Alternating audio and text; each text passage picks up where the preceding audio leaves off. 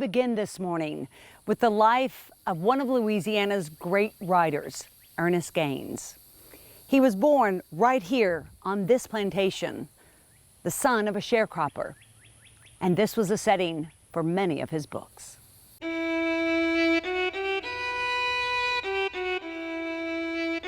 Celebrated as one of Louisiana's greatest writers, Ernest Gaines paints a picture of rural African-American life in South Louisiana with words that pierce your soul. The sleet's coming down heavy, heavy now, and I turn up my coat collar to keep my neck warm. My mama tells me turn it right back down. You're not a bum, she says. You're a man.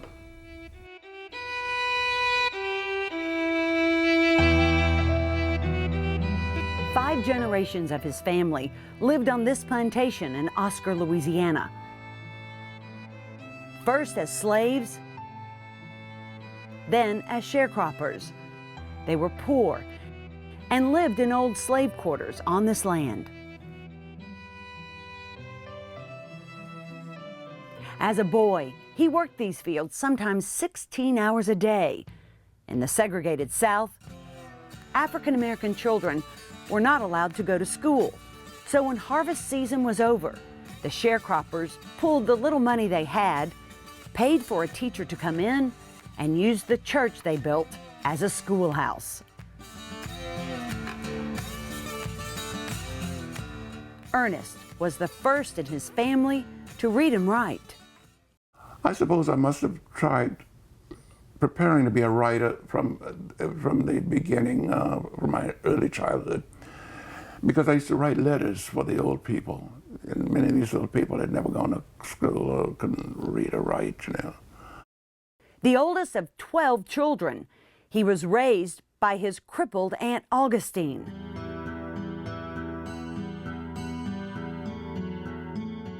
His mother and stepfather moved to California during World War II because the only jobs for them in rural Louisiana were in the fields.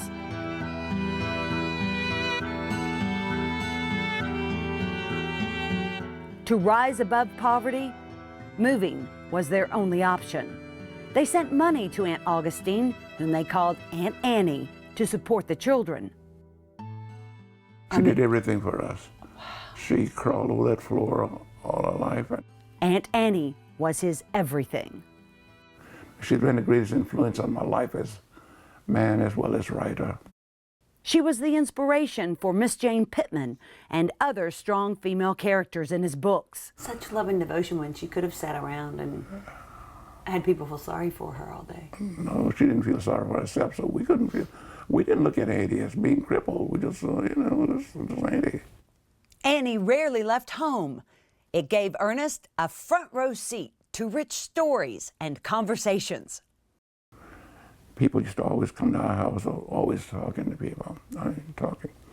And that's where I learned a lot about the different voices for, multiple voices for books, because the people used to gather at my aunt house because she couldn't go anywhere else. Black children were not allowed to go to high school. They also couldn't go to the public library.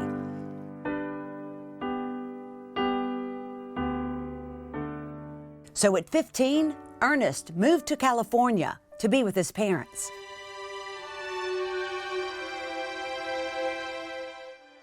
So I had to go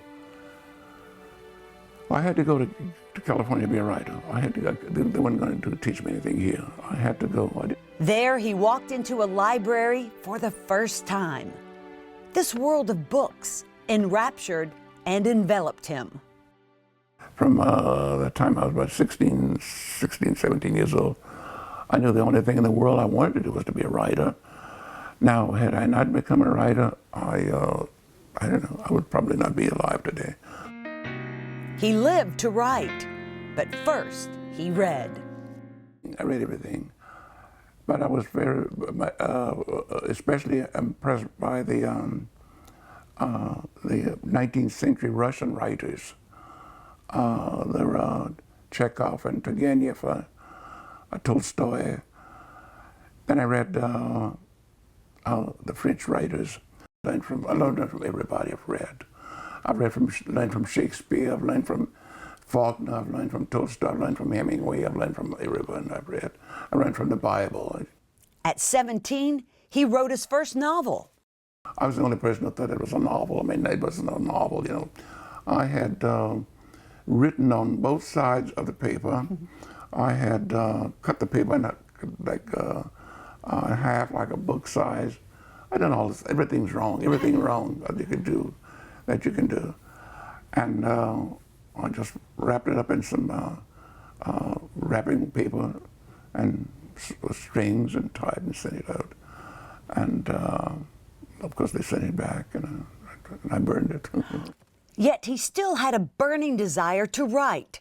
So he enrolled at San Francisco State University. Tuition was free for California residents. His first short story was published in the college magazine. He earned his degree in literature there. Then he won a writing fellowship at the prestigious Stanford University. He was still only writing short stories, wary of failing at another novel. 10 years later, after that, I started writing short stories, trying to write short stories. 10 years later, I was at Stanford, and someone gave a lecture in explaining to us that, in the lecture, that young writers had to produce a novel before they could really sell their short stories. Or try to sell a volume of short stories. You'd have a novel first. And so I just stopped writing that day. I quit writing my short stories. And the only novel I could think of was the thing I'd burned about 10 years before. And I just started writing and started back on that. And I won an award for it in San Francisco.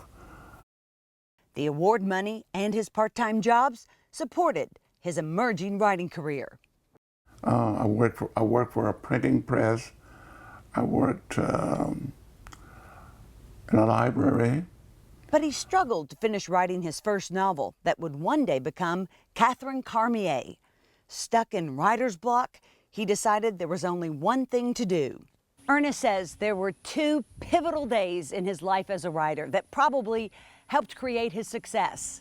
The first was when he left Louisiana. The second, when he came home. I had to go there to be the writer, but I had to come back to be the writer. I had to go there to learn, to be educated, you know. But I had to come back to the source in order to write, because that's the only source I knew. He spent the next 6 months in Louisiana, not writing, but bathing in its essence.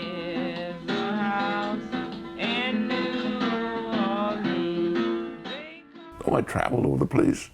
I went to the churches and went to the Catholic Church, and I knew different girls, and I went to different little bars with my uncle. I went to some of the tough bars where guys would fight, you know, cut up each other, and I wanted it. I wanted it to experience that. When he went back to California, the rest of the novel flowed like the mighty Mississippi. That pattern would continue. And I had to do that with all my books. I had to go and come back, write the books. I'd get all the material here, but I'd go back to San Francisco to write the books. It's ironic and intriguing.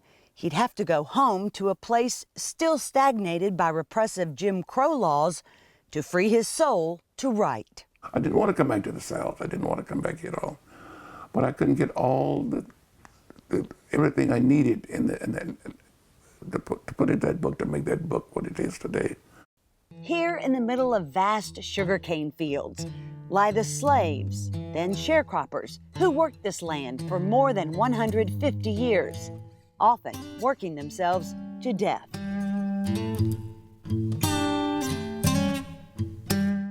Those buried here comprise the fabric of his characters, characters who would weave stories of a time and place few ever knew.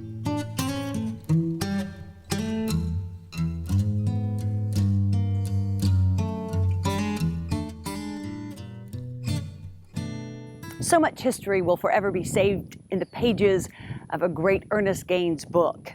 But he and his wife are also working to preserve history in other ways, like this graveyard, where some of his family is buried. But not just family, it's a lot of the community, a lot of the people that used to live here along in the quarters. And he's also preserving the church he grew up in, which also served as the schoolhouse. This is all that's left of the quarters now.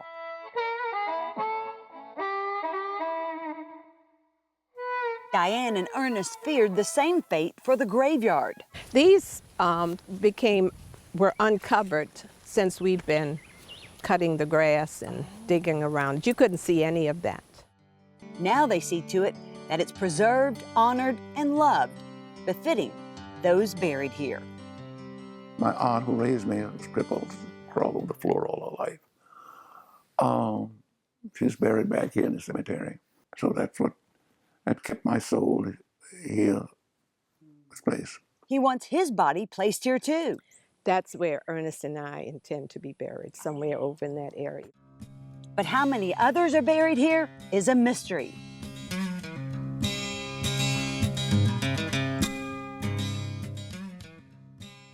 But then we don't know how many others are buried there, who were buried in wooden coffins or something, and who may have had wooden headstones, all of which has gone away, deteriorated.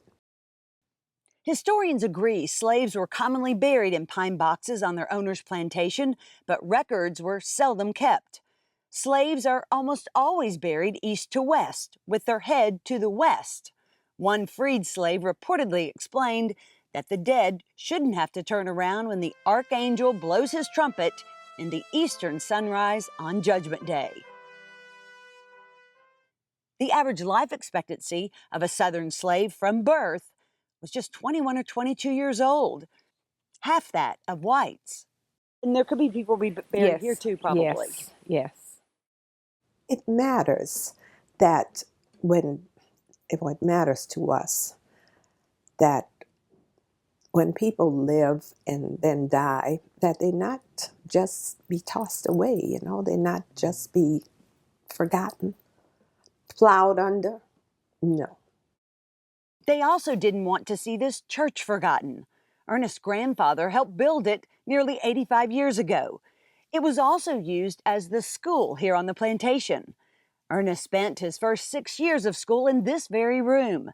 As a boy, Ernest rang this very bell for funerals.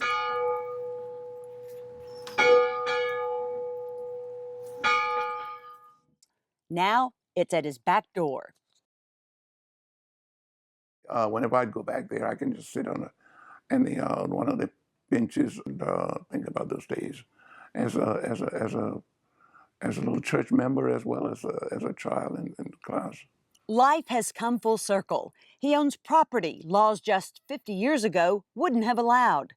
He's written more books than his family ever owned growing up. 4 of his 9 books have been made into movies. He's been awarded honors at the White House by 2 presidents, lauded by Oprah Winfrey, and declared a genius by the MacArthur Foundation. Yet, he's refreshingly humble for a man of his stature, incredibly generous with his time and affection, but surprisingly hard on himself. What do you want people to remember about you? I should have done more. I should have worked harder. I should have done better. I've done some things, and a lot of people think I've done a lot for us, but I don't feel that I've done as much as I could have done. You're awfully hard on yourself. Where does that come from? One has to be hard on himself. If you're going to work, do any kind of work, I guess. I know. I mean, I have to be hard on myself. I think about my aunt who never complained and had to crawl over the floor all these years, and she never complained. So why should I have such an easy life, But life is never real easy for those who dream.